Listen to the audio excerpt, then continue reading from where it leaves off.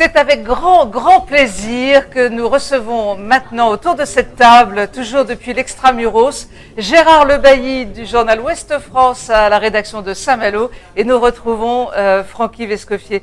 Gérard, tu es quand même le grand spécialiste de la voile et des sports nautiques à la rédaction d'Ouest France. Combien de routes du Rhum tu as couvert? Pas tant que ça, j'en ai couvert 5 et ça sera donc la 6e.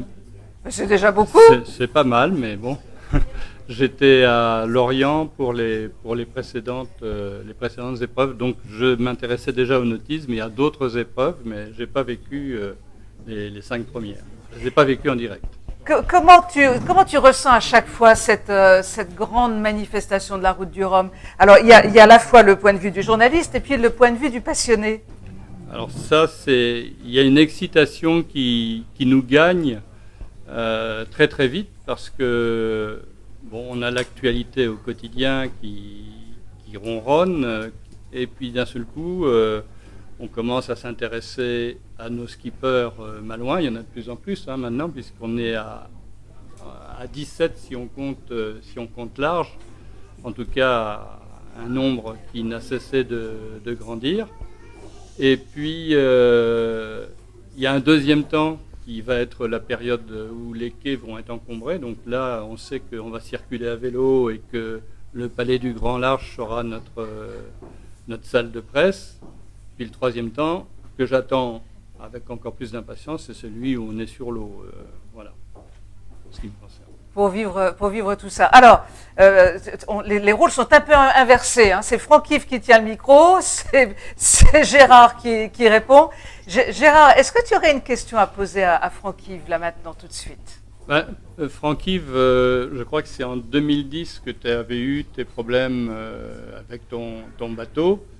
Je sais que tu n'as jamais laissé tomber la compétition de voile, mais ça a dû quand même être un choix assez difficile, assez douloureux. Si le bateau n'avait pas cassé, qu'est-ce que tu aurais fait après? J'aurais gagné la course. Parce que j'étais bien parti. On m'a souvent dit, il n'y a personne dans cette classe-là, tu ne pouvais que gagner. En 98, c'était pas vrai, j'avais pas un bateau qui était préparé. Je vous avais dit tout à l'heure, je l'avais acheté 1 mois et demi avant. Je me mets à gagner dans cette catégorie-là, où on devait être 6 ou 7 bateaux. En 2002, le bateau est boosté, ils annoncent énormément de mauvais temps. Je savais que j'avais un bateau qui était moins rapide que d'autres, mais qui était très à l'aise dans le mauvais temps. Et là, on fait un coup fumant parce qu'on est en tête de la course. Mais on n'en parle pas forcément. On parlait des bateaux qui se retournaient, tout à fait logique. Et au bout de 6 jours, mon monteur m'appelle en me disant « Franck, tu veux des nouvelles du front ?» Je lui dis « Oui, envoie ». Et il me dit « Tu es en tête avec Hélène MacArthur et Mike Golding, avec un bateau, croisière, boosté ». Après, je suis tombé en panne de pilote, je suis arrivé premier dans ma catégorie et 7e au général. Mais c'était fantastique, mais bon, peu importe. Et 2006, ça, effectivement, je devais gagner. J'ai gagné en laissant même 3 multicoques 60 pieds derrière. Et alors là, en 2010, il y avait du match. Il y avait Actual qui arrivait, il y avait Lionel Le Monchois sur Prince de Bretagne en 50 pieds. Il y avait mon ancien bateau, Crêpois 2, qui était passé sous le nom de Maître Jacques. Enfin, il y avait du monde. Et là, j'étais bien physiquement, j'étais à fond. Et je suis parti comme un avion. À vrai dire, le lendemain, j'avais 40 000 d'avance sur Actual. Et au bout de 6 jours, 7 jours, j'avais 140 000 d'avance. Et j'étais qu'à 40 000 derrière Gitana de Yann Guichard. Voilà, Yann Guichard. Il me restait 3 jours à faire. Je casse mon étrave centrale. Qu'est-ce que vous voulez que je fasse? J'ai ramené le bateau en Guadeloupe à 4 nœuds de moyenne. J'ai mis 8 jours pour faire les 1000 milles qui restaient. Voilà. Donc après, qu'est-ce que j'aurais dû faire? Écoute, j'ai fait la Jacques Vabre 2011, je suis tombé sur les fesses sur un winch, donc je me suis cassé le sacrum. Et à partir de ce moment-là, mon partenaire m'avait quand même dit avant le départ de la Jacques Vabre 2011 qu'il comptait arrêter. Donc c'était leur choix. J'aurais préféré continuer encore pour faire le Rhum 2014, pour essayer de le gagner une 4e fois, mais ça n'a pas été ça. J'ai respecté leur décision, ils m'avaient suivi pendant 10 ans, c'était déjà énorme. Et puis derrière, il y a un âge... En 2011, c'était la Jacques Vabre avec Antoine Coche. D'accord. Et on avait gagné avec ce bateau-là en 2009. La Jacques Vabre 2009. Mais là, on parle d'autre chose. J'attrape le micro. Voilà. Je vais continuer à torturer Franck-Yves. C'est le meilleur moyen pour moi de ne pas trop parler. Si, justement, moi j'aurais bien quand même voulu que tu nous donnes rapidement, parce que, tes souvenirs de Route du Rhum.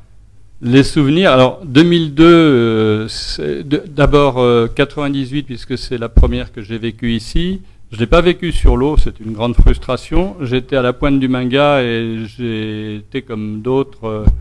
J'ai vu un bateau à passagers dont le moteur prenait feu. Il a fallu revenir en catastrophe ici pour assister aux mesures d'évacuation. Bon, finalement, ça s'était bien passé, mais il y a eu un moment de tension dramatique et médiatique.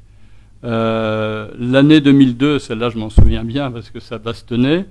Je me souviens des bateaux à passagers où les gens demandaient à faire demi-tour parce qu'il y avait malheureusement des malades. Les autres années, bon, ça se mélange un petit peu dans ma tête, mais je garde toujours de ces départs des images qui se superposent. C'est ce bouillonnement avec tous les bateaux qui sont lâchés, et encore, là je parle des bateaux de presse et des équipes techniques, puisque les bateaux de spectateurs sont tenus un peu à l'écart. Bon, ça c'est un moment extraordinaire.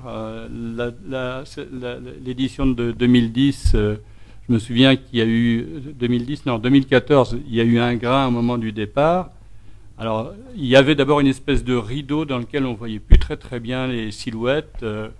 Et puis, à un moment donné, je me suis trouvé à côté de Maître Jacques, un bateau c'était Maître Jacques, oui, l'ancien Crêpe-Wahoo, avec des nuages très noirs derrière. Ça donnait oui, des images fantastiques, quoi. On va vous souhaiter en tous les cas une belle course là, en 2018 et merci infiniment d'être venu partager tous ces souvenirs-là sur les Malouins dans la course. Merci, à très bientôt.